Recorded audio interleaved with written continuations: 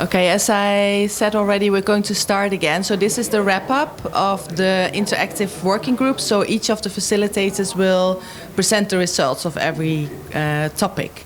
So we'll start with Mieke Egmond, and then Diana, and then John will follow. Hello all. All are very exhausted by the end of this day. Do you all hear me well? Because I cannot talk too loud, otherwise this guy get deaf. So Patrick, you don't hear me well? Well, doesn't matter. I might just talk you into sleep, which might help as well. So my topic was best practice examples of developing and delivering aquaculture mobility opportunities. For example, if you have experience with this, give examples of what you have been doing, what works and what doesn't work. In each group I started with, this is going to be easy, but it was not at the end. I cannot really say that I accomplished my mission very well. But let's see what I got out of you all. I'm going to say some examples of exchange programs that have been in course due time, and then also some benefits that came out of it, and also some negative aspects. So here we go. The first thing that was shouted to me was Aquatinet, of course. I think most of you guys know Aquatinet quite well. It resulted for the testimony of that specific member to a footprint for life and a professional career, which is quite wow. And even another one commented that beyond Aquatinet, the partner sent students to Asia, but again resulted in a lot of lives that changed and that got better. And at the end, it also triggered the existence of ASEAN FEN. I don't know whether Sunny is still here, whether he can comment on this one, whether this is true, but that's a major outcome. Then we have another program called AT-ED. It's in aqua. It's exploring diversity in aquaculture. It's about vocational training from Scotland toward US, later on to the Netherlands and to Alaska, which resulted in a really broad experience for all the people that did the exchanges. Another one, an internship from Malaysia to Thailand and within Malaysia, which resulted in full-on experience, engagement with the community, hands-on experience for life, but with a remark that flexibility is needed, both from the host, from the sending, but also from the candidate. Sometimes you don't arrive where you, in your wildest dreams, had thought you would arrive.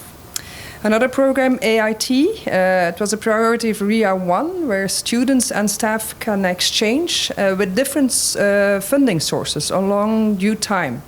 But one thing that goes through all the years is that the evaluation of the performance as selection was very important. They selected the best students on grade and institutional needs. Because those students got then at the end the chance to do their MSc or PhD abroad. The ABT internship program, it's already existing for 10 years. Lessons learned there were that it really needs structure and procedures to make an exchange program successful. Then GCUA, Global Challenges University Alliance. It's in existence since 2015, PhD in different European universities. Spain has inland exchanges with 3 institutes, universities, which gives the students different experiences, different focuses. For one reason, I cannot shift my page. Yes. At the end, they can do their master in one of the institutes or their industry partners of the institutes. The negative point there was time constraint. It's a critical factor to select the best spot for an exchange. Depending whether it was for a master thesis, then you needed a little bit more time. You would have to be sure that the experiment phase can start immediately, that they gain their results in time before they go home again. Other projects inspire BFRF, suffer double degrees, where it was mentioned that it was very positive, but on the other hand, one of you, a Swedish woman, nobody knows who that was, said that they had a negative experience with double degrees, that there was a huge dropout because students went to different places and at the end they ended up on a place, they started a family and they did not pursue with a PhD. And then there was another thing that in some countries then then they put on fines on that one. If you drop out your double degree, you get a fine. You have to repay your fees, for example. Then there was, of course, a whole thing to deal with funding. There were examples of an institute that sent its students to Japan, but then the funding stopped. But then some students continued on their own expenses by setting up and working in a fish farm to cover their expenses to go. So that really sees of a very, very high motivation of those guys. On the other hand, we had in UMT a short-term scholarship for mobility abroad. But at a certain moment, no funding anymore, and own finances, and no more applications. So we see both sides of the story. Aquarius, a project with a group of students to Turkey, partially funded, partially own financed. So that way they selected on motivation. UMT, the International Linkage Program, this is the third year. The accommodation was paid by the host, the flight by the sending institute. So they kind of share the costs. Okay, and then another remark that mobility is sometimes easier organized for training than it is for education, because then it's shorter, you can send more students out and you have less administrative burdens as for the ECTS points. And it's also possible after graduation. A remark that came overall as quality control, very important. And then as a barrier, the language. Language causes restrictions in matchmaking, so you narrow down the potential hosts. But on the other hand, another very interesting remark for myself as well is that the host contact person, if he speaks good English, it does not mean that the language problem is solved, because often the student or the person doing the exchange ends up with somebody else who does not speak well English. And then the exchange is not successful. Of course, Erasmus Plus was on there, and of course, Eurostep was on there. Overall, very positive. Everybody asking for an extension, my dear project manager. Who's there from the European Commission? Where's Miguel today? And then, so Eurostep. One positive thing that was specifically mentioned about Eurostep, it was very nice that PhD students and postdocs were allowed in. Apparently, it's not so evident to find funding for those kinds of exchanges. A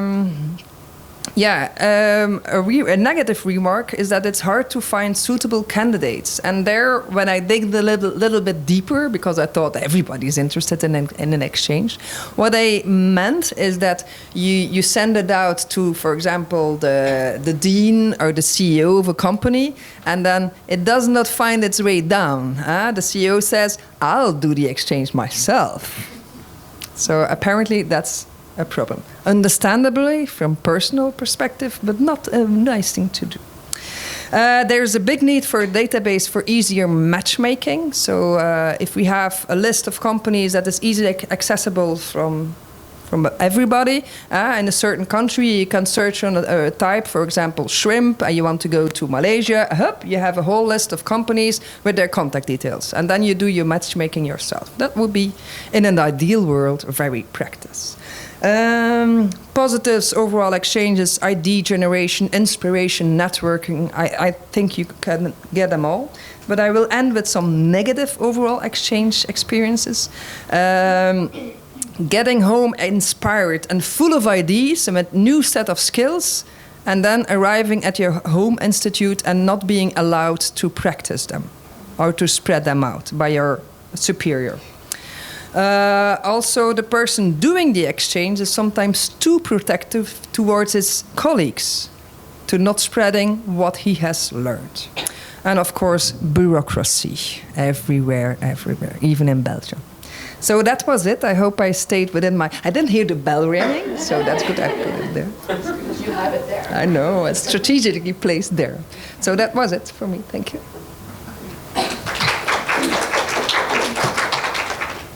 All right. Hello.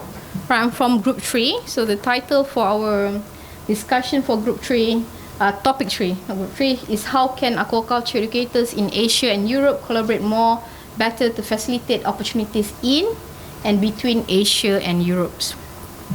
So thank you to all for very good suggestions and for helping me out.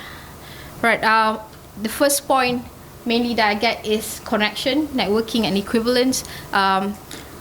Actually, that is among the first point that being raised, that in order for us to start a collaboration, it has to start with a human touch, with the connections, and with good networking. Only can something derive from there. Without the connections, nothing can be moved, nothing can be started. Having a standard, suggestions for collaborations is also having a standard between, for example, credit transfer. So do we need credentials, and who stamp the credentials? There's suggestions for associations or a group of educators from Asia and also from Europe to set up a standard for ease of credit transfer. And it's not only about the credit, but it's also have to go deep to curriculum structure. So discussions have to be made on that. Regular review on the program or on the of the credit transfer. Do we have to involve ministers of education and agriculture? Because when you're talking about credit transfer, it's about two universities from two different regions working together. So if there's any standard or anything that we need to be fulfilled before we can do credit transfer of those two countries or two universities, and of course association, as I mentioned just now. There's also suggestions for master program. For example, right now in UMT, you have Master Science in Tropical Fishery Science in UMT. It's a linkage master program between Kagoshima, Visayas, PSU, Erlangga, and UMT, where they go to each university to complete their courses. Perhaps something like that could be established between Europe and Southeast Asia. For example, UGAN is very famous with the Artemia culture. Perhaps life fit can be catered by UGAN, or maybe nutrition can be catered by Sterling's and things like that. So there's mobility in the master program. Although it's a linkages, the master is being awarded by the own university, not by the host university. You just go for your study. And then through academic events, seminar, teaching, learning activities, summer school program, and workshop. Give example. For example, we can do more of the similar to ICEP program. In 2018, we do a international seminar in aquaculture technology, where we contacted our collaborations from UGAN to come to UMT, do a workshop. From that workshop, we get attendance from within Asian country and also within the industry. So that's a very good workshop. So more of that can be done to promote more mobility experience. Other than for funding, I think every group say the same thing. If you want to promote more collaborations, we need to have concrete funding. So we need to see, other than Erasmus or other than European, if there's any other body that could provide funding. I think one of the good suggestions, I think from this group, is to have like a consortium. For example, Asian Fan, each of the university could put some money in the consortium, and other universities or students can bid for it. For mobility experience, I think that's one good ideas that we can do. Co-funded from university industrial links. Funding from this suggestions, funding shouldn't come from one body only, so it will be a burden for that body. So what we can do is co-funded from host university industrial link, and the industrial link could pay for the mobility program, or partly, say for example, the university provide accommodations, and then the industry provides the living allowance or things like that, and for their social responsibility, and the program have to benefit all. So win-win situation for all. So outcome to the industry, for example, the intellectual property rights go to the companies, and then the recognitions go to university. So this promote not only between university linkage or exchange program, but also Europe, Southeast Asia, academia, and also industry related. So bringing the links of industry from this area to industry in Europe area could promote more better aquaculture program.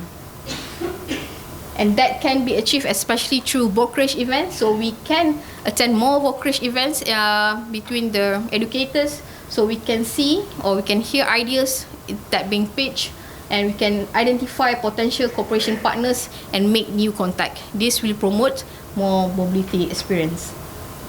The next one is aquaculture program, removing the skepticism. I think it's all being agreed by many. Aquaculture have that negative connotation to it. It's not that being popular. You cannot wear suits to your job and things like that. So removing the skepticism is actually the work of all, regardless of you are in Europe or in Southeast Asia. If you start promoting aquaculture program as something sustainable and something that will go far, I think that will promote more mobility.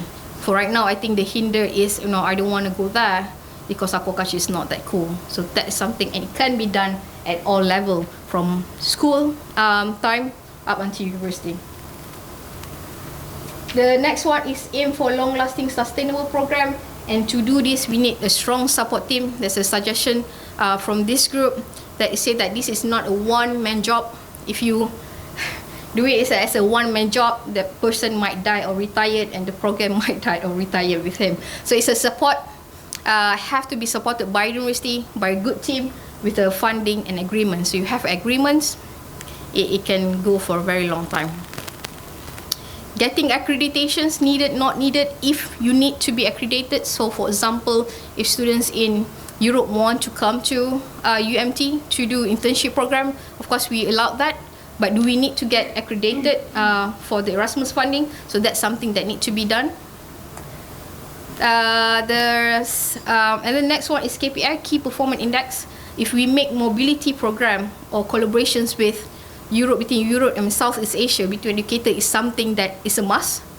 To have an international linkages as part of your job as educators, I think that will promote more, because it is something that you need to be done. So it will encourage and motivate people to do that. Involving the last one, last but not least, involving the politicians or government policy. If the we have to somehow the money is within their hands. So if we have that, the politician support and also the government policy that support the mobility experience, I think that will increase mobility between educators, industry, and students, certainly. That's all for me. Thank you. Okay, so sorry for the delay. This was question number 2. So thank you very much for your engagement with this. So the question was real-life challenges experienced by students and educators in trying to access mobility opportunities and how to address them. So we mostly, in most of the groups, we spoke mostly about students and very little about teachers. So there was 1 or 2 comments about teacher mobility, but we did tend to focus more on students. It was a fairly generally unstructured discussion, so this is a kind of composite of the different responses, I hope. My apologies to those of you who I don't get your point across. So the first thing that came up in most of the groups was issues about visas, obtaining visas, and where visa issues were a particular problem. So an example was, for instance, in Japan, if you set up an internship with the company, that was now treated as work, and students would have to have a work visa, and that is very difficult to obtain. And similar things exist, say, in Vietnam. And of course, there's always issues in some European countries, for instance, putting up quite significant visa restrictions and visa barriers for students who want to access courses, particularly for shorter term courses. In many cases, not a lot that can be done about this, but other cases it was a case of adapting programs so that you only worked with academic organisations. Funding, of course, is a major problem. Limited funding for mobility overall. Finding and accessing funding that is available, having the right information and guidance to access it. Suggestion that we need to promote the importance of mobility to potential funders, make sure it's included in programs, better information distribution on funding opportunities, and then trying to avoid the need for so much funding by encouraging universities, for instance, to develop MOUs which allows them to recognise or have mutual exchanges which don't involve the fees, and there's an example of that, for instance, from Bangladesh. Language barriers can be quite significant, both within regions and between regions. A lot of students not having language skills necessary to access mobility opportunities. And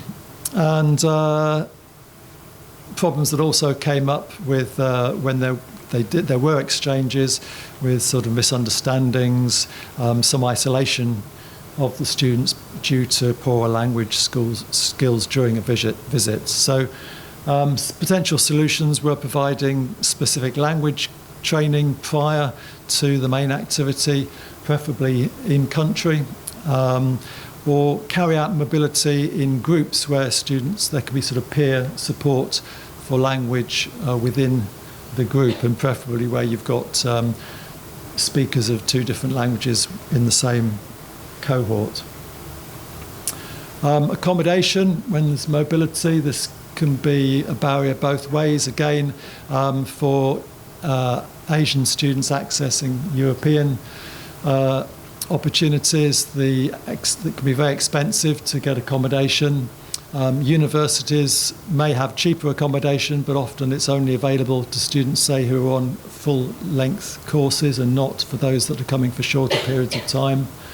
And in Asia, some of the accommodation for students may be too basic for, say, European or other countries, etc. So again, one of the suggestions was that you could encourage local families to provide accommodation at a lower cost that would be suitable, or encourage the universities themselves to upgrade their facilities for incoming students of this type. Culture shock and culture issues came up. So students may not be properly prepared, again going both ways. They may not really understand the culture they're going into, and misinterpret things. There can be academic culture differences, how you should behave, how you should respond to kind of assignments and things. Adaptation to local food and other conditions, perhaps including climate, etc., can cause problems for some students, and general other psychology issues such as homesickness and loneliness, etc. So again, solutions around preparing students before mobility and I should say and during the visit, and when they actually arrive as well, giving them a good briefing. Several groups talked a bit about the kind of information that is available. The Aquatinet project, which has already been mentioned, has a portal and had quite a bit of guidance on, for mobility. And Lewis here was the leader of the work package group that did all of that work. And there's nothing now that we're immediately aware of which replicates that, particularly for both Asia and Europe. So some suggestions that we try to find funding or ways of enhancing that and developing it. Other suggestions were to make use of, say, LinkedIn groups to get people to sort of communally add information and add news about opportunities through that kind of medium. And another one was to encourage peer-to-peer support, get existing students, existing mobility students to communicate with potential mobility students. But again, there was potential for misinformation, so there needed to be a reason for monitoring. There was also the comment that these days you can find anything on the internet if you search for it enough, so why do we need to do anything at all? Because they should be able to find it if they're clever students. So, interesting discussions. Another one was the academic calendar, the problem that different countries and even institutions within countries run different semester lengths and timetables, so being able to sort of fit in with a single semester, for instance, or term can be difficult. And curriculum differences and differences in timing of courses. Again, this is mainly for exchange arrangements, so you couldn't find a time when either students missed out on something that was quite important, or basically it was duplicated because both of the places they were going to be doing the same subject, but at different times when they were in each place. So again, that's an issue that potentially could be better coordinated, but again, it's difficult to do when it involves, big national organisations and international organisations. And then administration, local governance. There seems to be an increasing bureaucracy around any kind of mobility arrangements to do with things like having agreements in place, health and safety, risk assessments, other kinds of legal documents that need to be in place. This is exerting quite a load on both the students and the academics involved in arranging these sort of things. So again, a bit of a plea for better administrative support. And then gender and other discrimination issues came up a few times. One example being particularly that facilities for females at industrial placements on fish farms, for instance, was often very much lacking, and that's something that really needed to be addressed, or provision for religious practices may be lacking at different places. So again, better awareness and support for improvement seem to be the solutions. So I think that takes me to the end of my list. Thank you very much. Any other questions?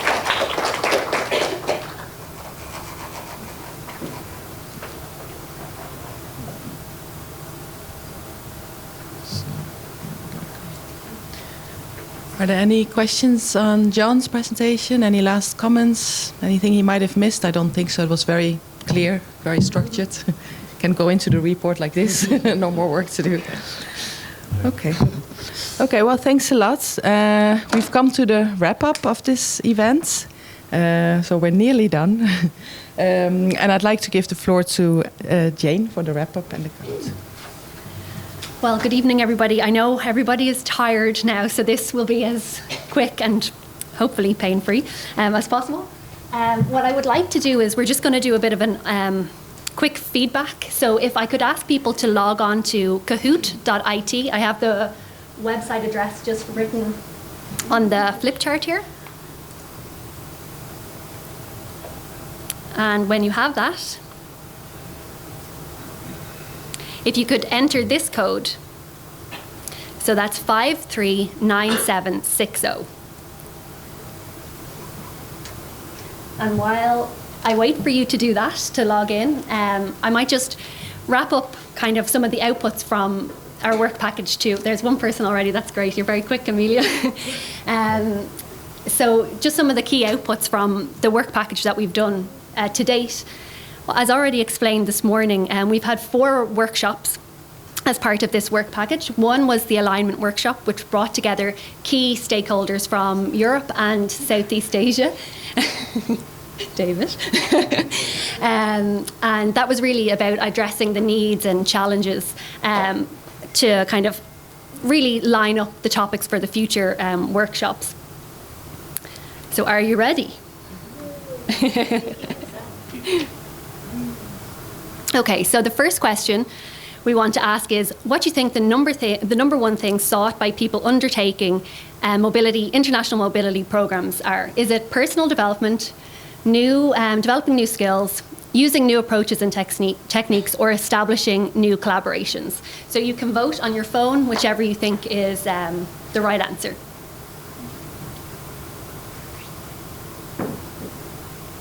Okay, so we can see the results. Personal development and developing new skills, 20 and 27%, and establishing new collaborations, 47%. Using new approaches and equipment, only 7%. So that's not that important to people, obviously. Okay, we'll move on to the next question. So number 2, what do you think are the main barriers to mobility in between Southeast Asia and Europe? Are they cultural differences, administrative bureaucracy, finding the right people to collaborate with, limited resources to support this type of collaboration?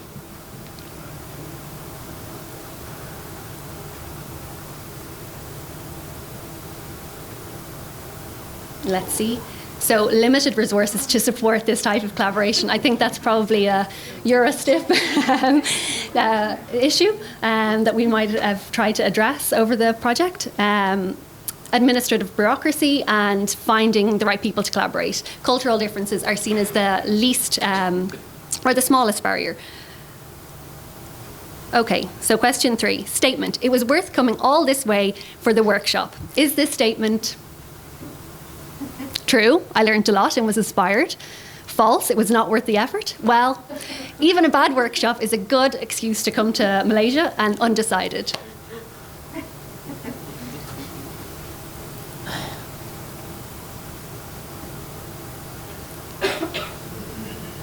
I hope we get positive feedback here.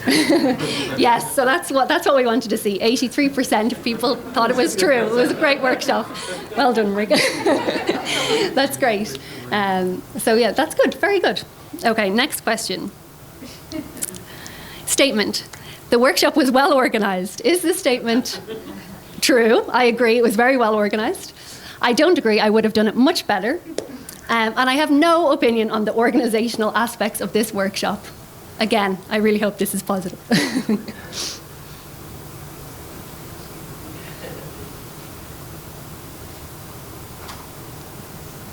97%, thank you all. Yeah.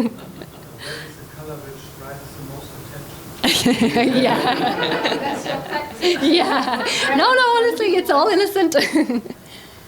Okay, the next question is, I learned a lot of new things today. Is this statement true? I learned a lot of new things, new exciting things. True. I knew a bit already, but I still learned new things. False. I knew everything that was discussed already. And I'm not sure. It was so dynamic. It still needs to sink in. And that's okay, because there was a lot of information today.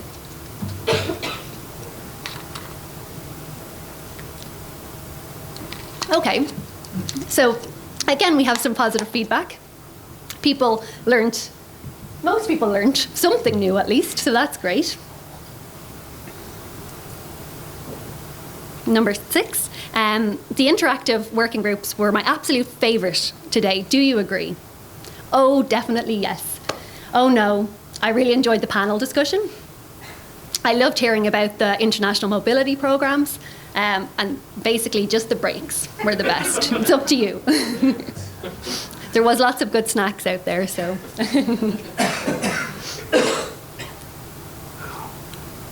Oh, okay, so the interactive sessions were definitely the best. Well, that's good to know. 7. I met a very interesting participant or participants today, and I would like to further collaborate with them. Yes, indeed, I already had a short meeting. Yes, indeed, but I don't have any concrete ideas yet. No, not in particular. Maybe you'll just grab dinner later.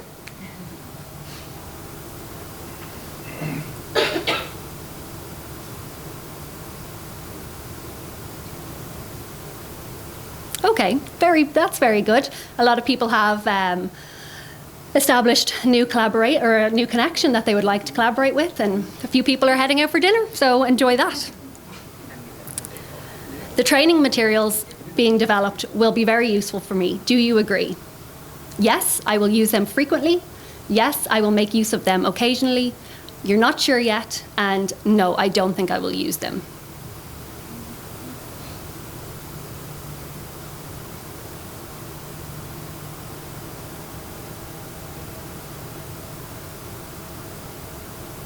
Okay, that's great. A lot of people feel that they will use them. So once they're available, we'll let you know and you can start accessing them. The last question. I think I know the answer to this already. I hope that Eurostip mobility activities will continue in the future. Do you agree? Yes, and I would love to participate. Yes, I would encourage my students and staff to get involved. No, please, I'm fed up of travelling. And I don't see a future in mobility. I think we know the answer. 82% say yes, and they would love to participate. And there's nobody who says no, so that's something we should take on board. Okay, well, that's really it from me. There's just one or two other things that I would like to point out before we close. We have developed this EuroSTIP report. It's a best practice case study report, which basically is aimed at academics and educators and administrators looking to establish new collaborations and cooperations across Southeast Asia and Europe. It was written by John Bostock. It's available online, and it really highlights real-life collaborations that are ongoing or have happened in the past. It's available on our website. Again, that's eurostip.eu. There are a few hard copies floating around the room. I think they were distributed earlier on today. But if you haven't got your hands on one, just come up, and I have a couple here if you would like to access them. And then finally, I just want to thank you all for coming. Thank you for your attention and your cooperation today. Turker, yes? Who's the winner? Oh, everyone's a winner. Everybody is a winner. No, I just want to say thank you so much. It was great to meet you all in person, because I know I've spent quite a lot of time emailing you over the last while. So I hope you enjoyed it, and I hope you thought it was worthwhile. I'd like to thank all the speakers, the facilitators, the project itself. I hope you thought it was worthwhile. So thank you very much for coming, and you're free to leave now. So thank you for your attention.